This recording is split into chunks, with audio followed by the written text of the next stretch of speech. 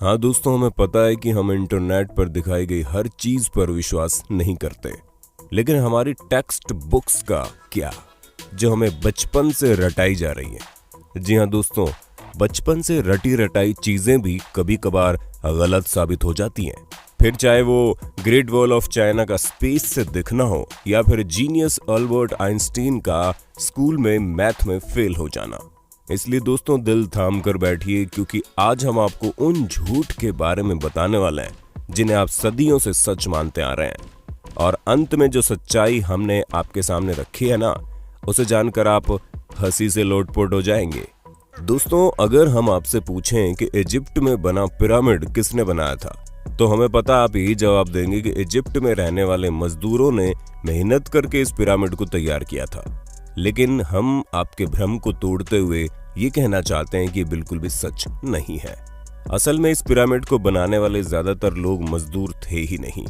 जी हाँ, इस पिरामिड को बनाने के लिए एंशिएंट इजिप्ट की अच्छी खासी पॉपुलेशन ने अपना बढ़ चढ़कर योगदान दिया था, जहां करीब 85 सालों तक, जिसमें 2589 बीसी से लेकर 2504 बीसी का समय लगा।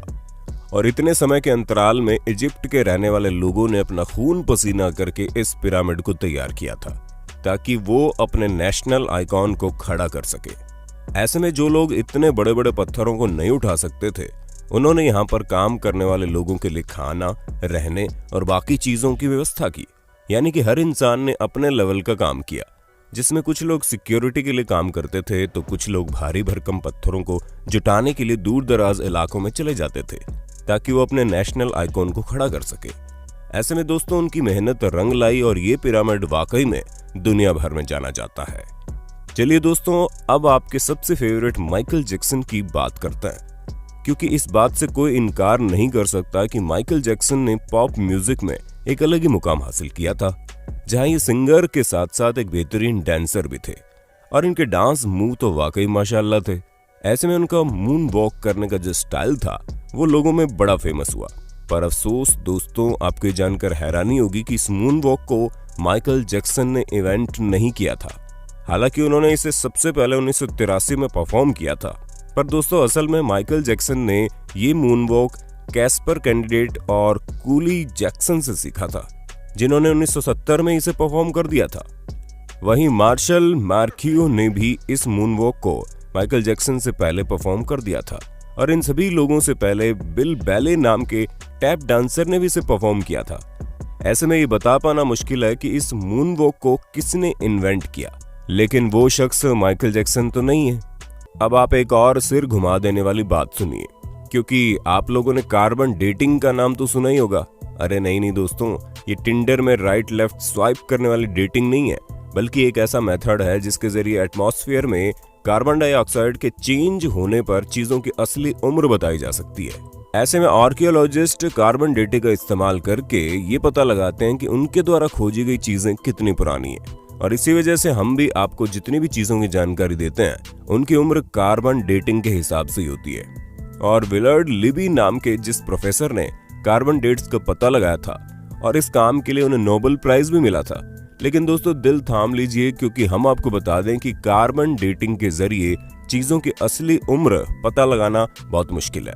और ऐसा इसलिए क्योंकि हर जगह का एटमॉस्फेयर अलग अलग तरीके से चेंज होता है। हालांकि कुछ हद तक चीजें सही जा सकती है, लेकिन अब आप खुद सोचिए कि दो प्लांट हो, जिनमें से एक अमेरिका में हो और एक ग्रीनलैंड में, तो जाहिर सी बात है कि टेम्परेचर इफेक्ट की वजह से दोनों की ग्रोथ में काफी डिफरेंस आएगा।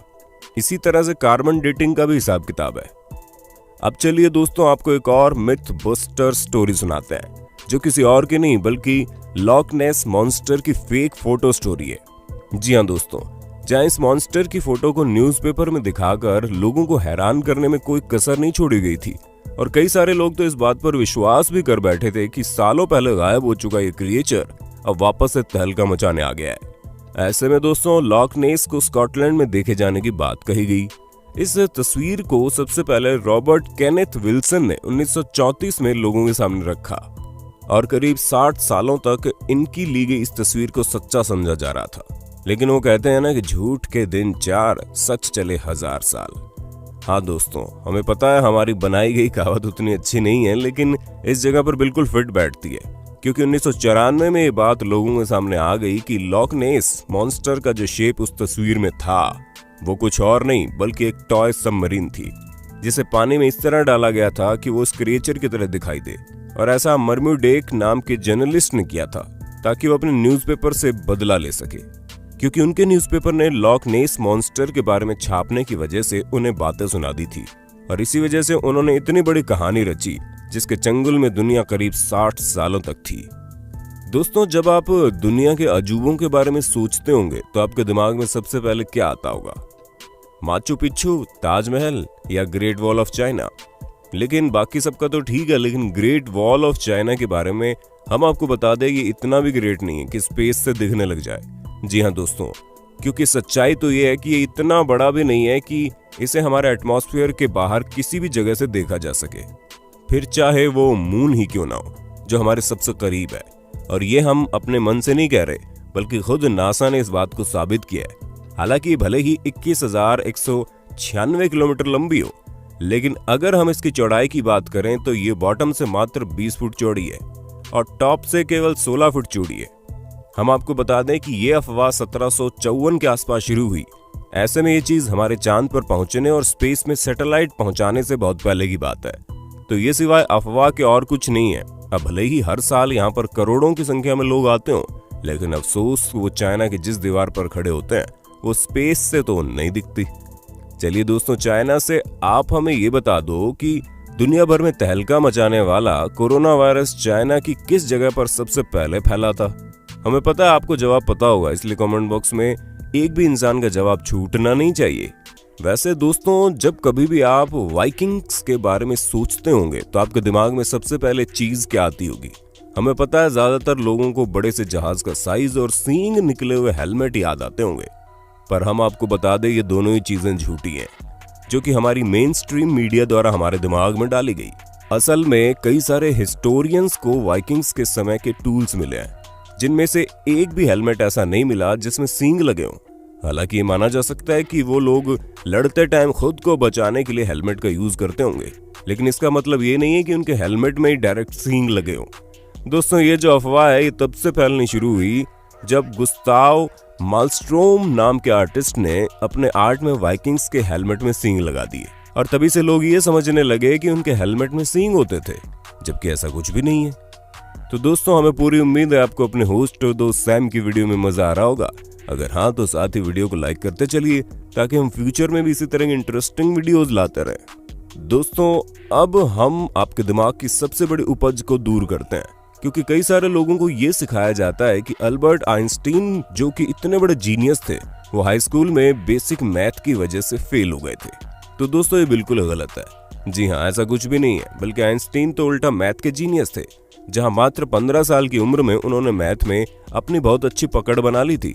अब दोस्तों, जाहिर सी बात है, जो शख्स फिजिक्स की दुनिया में इतनी बड़ी उपलब्धियां पाया हो, उसे बेसिक मैथ ना आती हो, वो भी हाई स्कूल के समय में, ये चीज थोड़ी सी खटकती है। पर हमें तो बुरा उन लोगों के लिए लगता है जो ये सोचते हैं कि उन्हें मैथ नहीं आएगी, फिर भी वो साइंटिस्ट बन जाएंगे। अरे दोस्तों, साइंटिस्ट बनने के लिए मैथ भी जरूरी है, ठीक उसी तरह जिस तरह सिंगर बनने के लिए अच्छा गाना जरूरी है, और डांसर बनने के लिए अच्छे मूव्स करने जरूरी हैं, क्योंकि ये सभी चीजें बेसिक्स हैं। दोस्तों, हमें पता है आपको इस बारे में कुछ भी पता नहीं होगा, लेकिन हम आपको बता दें कि 19वीं सदी के मध्य में अमेरिका में एक बहुत बड़ी अफवाह चली थी, जहां पर सिगरेट बेचने वाली कंपनियां एडवर्टीजमेंट में कहती थीं कि सिगरेट सेहत के लिए अच्छी होती है।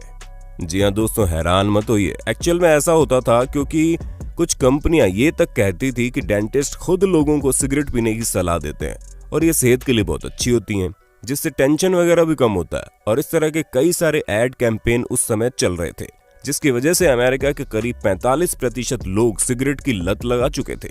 हालांकि अभी भी अमेरिका में सिगरेट पीने वालों की कोई कमी नहीं है, लेकिन उस समय पूरे 45% लोग सिगरेट पीते थे, यानी कि करीब 7 करोड़ लोग तो केवल सिगरेट ही पिया करते थे। वो तो बाद में पता चला कि ये सेहत के लिए हानिकारक है, जिससे भगवान आपको अपने पास जल्दी बुला लेते हैं, और इसी वजह से लोगों ने मरने के डर के कारण सिगरेट को टाटा बाय बाय कहना जरूरी समझा।